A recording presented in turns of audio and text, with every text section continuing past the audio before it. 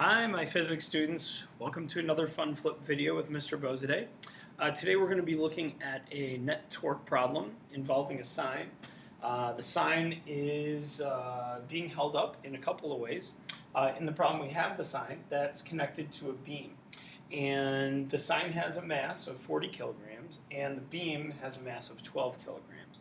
And the beam is being held up, the beam and the sine are being held up by a cable that's at an angle, and there's also a hinge here in the wall that's helping to hold them up together. So our goals are to find some of the unknown forces that are acting on that system. So let's dive in.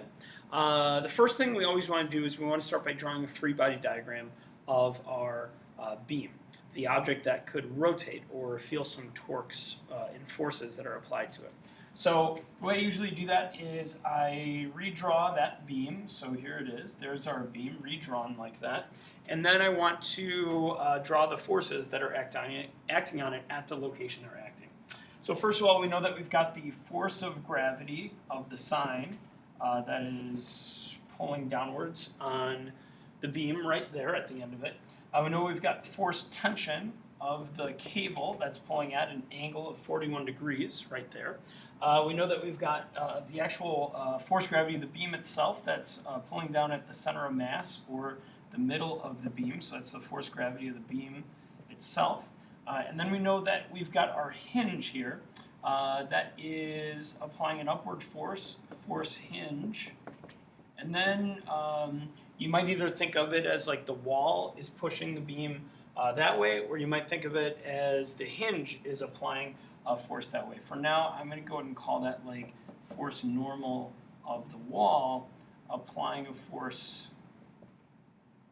radially along the beam itself. So there you go. We've drawn our free body diagram. Now, as you can see, some of our other goals here for this problem are to identify a good place to put our pivot point or our axis of rotation. We want to solve for the actual value of force tension here. We want to find the vertical component of the hinge force right there. And we want to find this force here in the x direction, the force normal of the wall, or maybe you're going to think of that as like the horizontal component of the hinge force. So a good place to start is to write out our net torque equation. We know that net torque is going to equal 0, and we know that because of the fact that it's not rotating. So the torques are balanced, so the net torque is 0. So what torques do we have? Well, I guess I got to start with the step before, which is to identify where I'm going to put my pivot point before I can write out my torques. So here are some things we know. We know the mass of the sine, we know the mass of the beam, so we can find this force and we can find this force. We also know the radius or the distance that these forces are being applied away along the beam. Let's see, we don't know the force of tension. We also don't know the normal force of the wall, and we don't know the force of the hinge.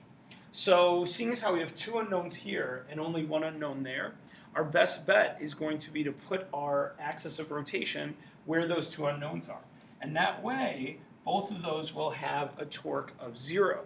So in a sense, by placing our axis of rotation there, what we've done is we have kind of eliminated, in our net torque equation, we've eliminated two unknowns. So now we're only going to have one unknown, and we'll be able to solve for it. So that's the best place to put our axis of rotation. So we eliminate excessive unknowns, and we only have one.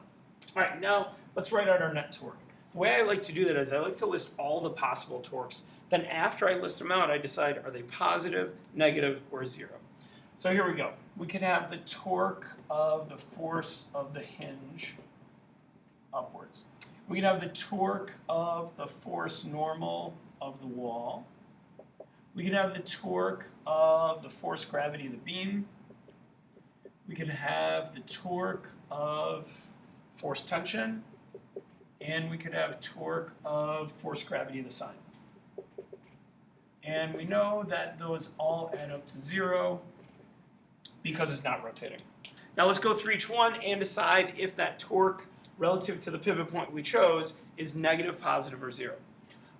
We know that the things are negative if they try to make the beam rotate clockwise. They're positive if they try to make the beam rotate counterclockwise. And they're 0 if they're either not perpendicular to the beam or they're at a radius of 0.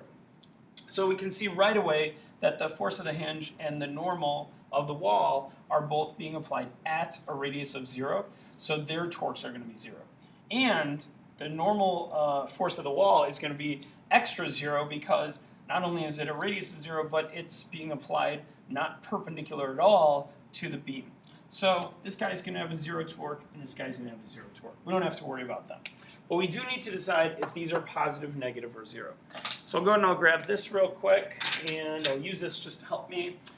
If this is my pivot point, then this force gravity is going to make it rotate like that, which is clockwise. So that's going to be, force gravity of the beam is going to be a negative torque. Force gravity of the sine is also going to try and make it rotate clockwise, so that's going to be a negative torque.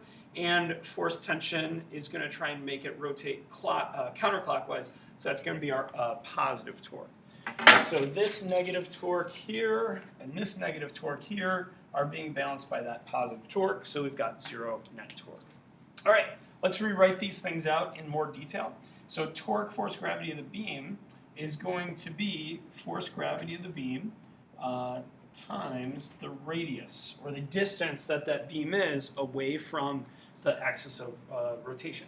So here's our axis of rotation. Force gravity of the beam is there, which is half the total length of the bar or the beam, which is 0.85 meters.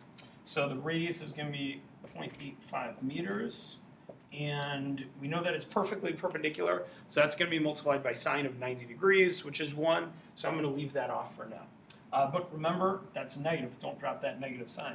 Then it's going to be added to force tension, which is a distance of 1.35 meters from our pivot point, so times 1.35 meters. And that is not perfectly perpendicular to the beam or to the radius, right? So that means that we do need to multiply that by sine of the angle between the two, which is 41 degrees. So the angle between this radius and this force is 41 degrees. Then finally, we need to include the torque of force gravity of the sine. So that's force gravity of the sine times its distance from the pivot point, which is given to be 1.7 meters. 1.7 meters. And again, this is perfectly perpendicular to the radius, so that's sine of 90, which is 1, so I'm not going to include that. And that all equals 0. So there we have that set up. We're almost ready to solve for force tension because we know force gravity of the beam is going to be mass of the beam, which is given to be 12 kilograms times 9.8, so mg, times 0.85 meters, plus force tension, which is our unknown. Force tension times 1.35 times sine of 41, which 1.35 times sine of 41 is 0.886, 0.886. And then minus force gravity of the sine, which is mass of the sine, which is 40 kilograms times 9.8 times its distance or radius, which is 1.7 meters. And that all totals up to 0. This right here multiplies out to be basically negative 100, like negative 99.96 Newton meters. This is going to be force tension times 0.886, and this is going to multiply out to be negative 666.4 Newton meters, and so that all totals up to be 0. When you add these to the other side and you divide by 0.886, you come out to discover that the force of tension in that cable is 865 newtons. So there you go. Now we have done these things. We drew our free body diagram, we set our pivot point, we found force tension. Now we just have to find force of the hinge, that vertical component of the hinge force, and force normal of the wall, which is right here. So we've got to find those two guys. And the way we're going to go about doing that is we're going to use our net force x and net force y equations. So I'll do that right here. I will say net force y is going to equal 0.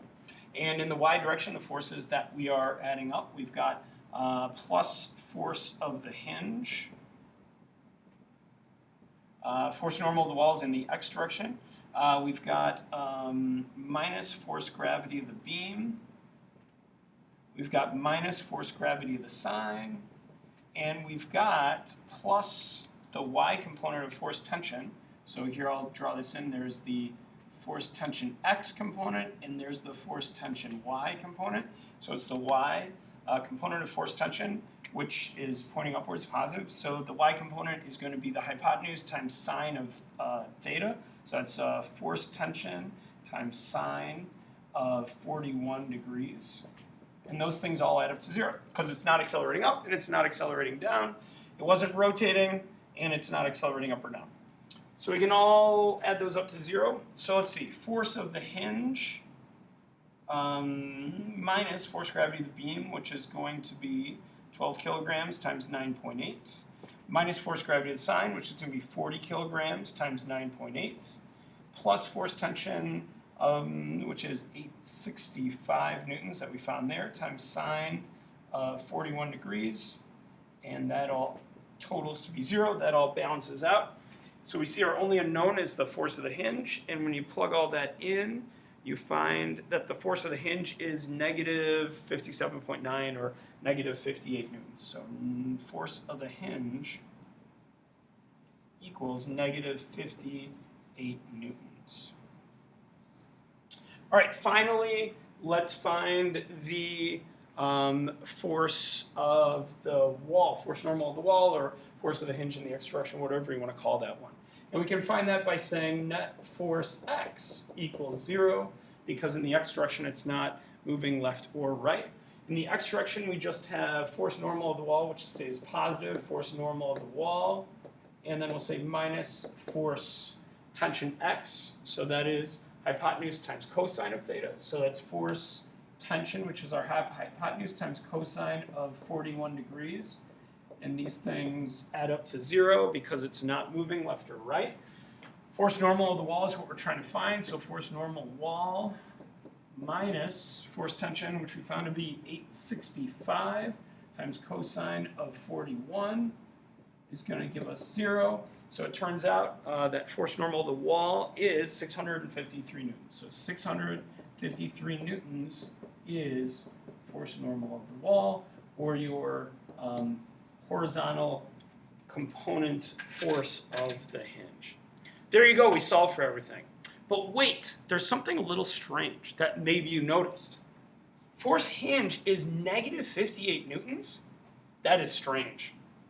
What does that mean? Let's think about it for a minute. Well, here's the best way that I can explain it to you, I'd say. Imagine that this is the beam that we're dealing with the sine, just like this, right? And this arm right here represents the wire with tension, and this hand here represents the wall. Well, what is the wall doing to keep that beam horizontal and level and not rotating? It's applying a force of friction. In other words, imagine friction disappeared from the wall over here. What would happen? It would go like that. So that tells us that force friction is pointing up, not down, right? So that makes us think that, well, the force of the hinge should be pointing up, not down. But here's the twist. In this problem, we've also got a sine that's on the end there. It's not just the beam, there's a sine on the end. So let's see what happens now if force friction all of a sudden disappears from the wall here. Ready? 1, 2, 3. Aha! Now, if force friction disappears, the beam actually rotates up, which means the force of the hinge, or the force friction over here that points vertically, actually is pointing downwards, just like that. And that makes sense and explains why it is in this problem, the force of the hinge is negative. It's actually pointing down because this sine is trying to rotate the beam upwards at where it meets the wall. There you go. I hope that helped. What we did today was we did all these things. We drew our free body diagram. We thought about the best place to put our pivot point so that we could eliminate as many unknowns as possible, considering the fact that we were trying to just get one unknown, right, in our torque equation. Use net torque to find that unknown, force tension. Then we went and applied our net force y and our net force x to solve for our other unknowns. And then we thought a little bit about why that one made sense to be negative. Hope that was helpful. See you next time.